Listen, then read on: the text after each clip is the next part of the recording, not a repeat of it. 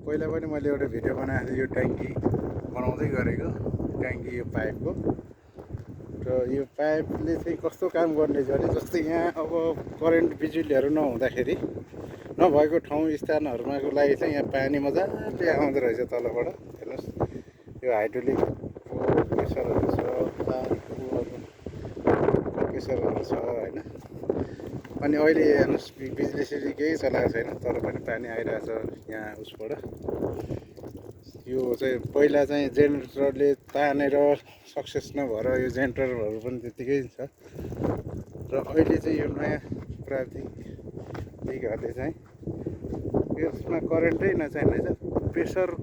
pressure हावाको प्रेसरले नै पानी माथि फाल्दो रहेछ कि पानी अहिले झर्न त झरिरहेको छ हामीले पनि यो नेपालमा फिट गर्न सक्यो भने जस्तै बिजुली लैजान नसक्ने ठाउँहरूमा अनि धेरै माथि यो राखेर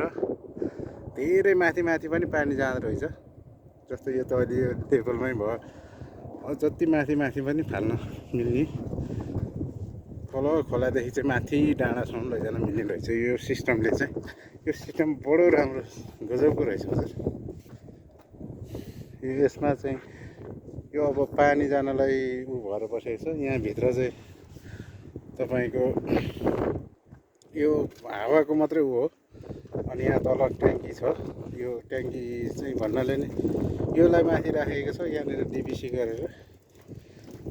अनि यहाँ अहिले पानी आइरहेछ यो पानी मजाले तानिरहेछ अहिले पनि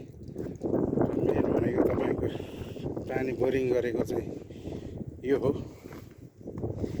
यहाँबाट पहिला चाहिँ यो यस्तो जेनेरेटर राखेर गरेर सक्सेस नभएर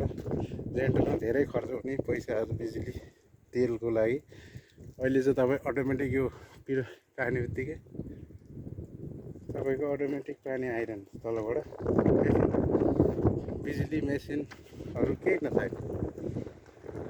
त्यहाँ एउटा घुम्ने बनाएको छ यस्तो राम्रो यसमा सबै बनाएको क्याटलगहरूदेखि लिएर सबै काम गरेको सिस्टमहरूको मैले भिडियो खिचेर आएछ पानीको काम गर्ने चाहिँ हाम्रो एकजना देव सर हुनुहुन्छ उहाँलाई चाहिँ म यो भिडियो सबै हालिदिन्छु उहाँले चाहिँ हाम्रो जलजले खानेपानीहरूदेखि लिएर हरेक ठाउँ काम गर्नु पानीको काम गर्नुहुन्छ उहाँको लागि चाहिँ मैले हेर्नुहोस् मरुभूमिमा केही छैन यहाँ बिजुली बत्ती यस्तो ठाउँमा नि मजाले पानी यसरी निकालेर गरेको छ तर यहाँ पुरै चाहिँ उ भइसकेको छ अब केही दिन पछाडि चाहिँ ठुलो पानी आएको देखिन्छ त्यतिखेर पनि म देखाउन सक्छु मैले चाहिँ यो सामान लिएर आइरहेको थिएँ गाडीमा